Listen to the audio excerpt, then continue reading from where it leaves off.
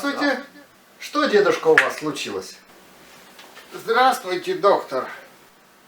Что, рыбка заболела? Да вот рыбка А что с ней? золотая. Желание перестала выполнять, доктор. Не поможете? Старик Хаттабыч надоел. Каждый день приходит. Старенький уже, склероз, не помнит, что говорит.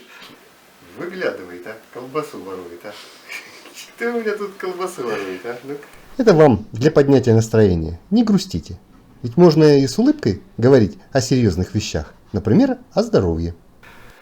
Друзья, я вам сегодня покажу замечательный способ ингаляции с помощью чеснока. Я как раз сейчас сына лечу от кашля и ангины таким образом.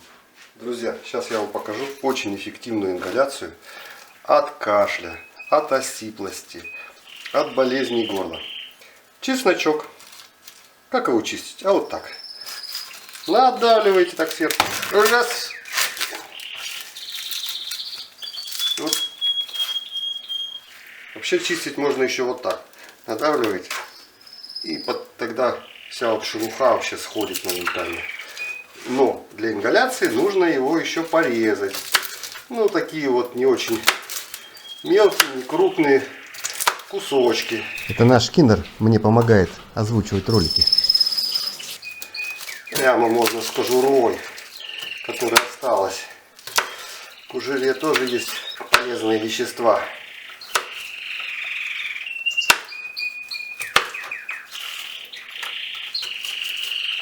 Наливаем водички 2-3 сантиметра. На плиту ставим. Кипятим минуты 2-4, максимум 5. Накрываем край, чтобы можно было лбом опереться. И зовем сына как. Садись как. Ну наклоняйся. Нет, нет, я тебя накрою. Наклоняйся. Вот так. Лечу сына от кашля. Ковид подцепил в школе. И кашель и горло болит.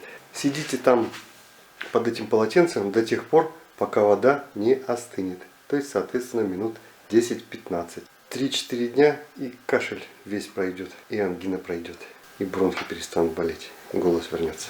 Лечите с чесноком, друзья, и будет вам счастье. До новых встреч!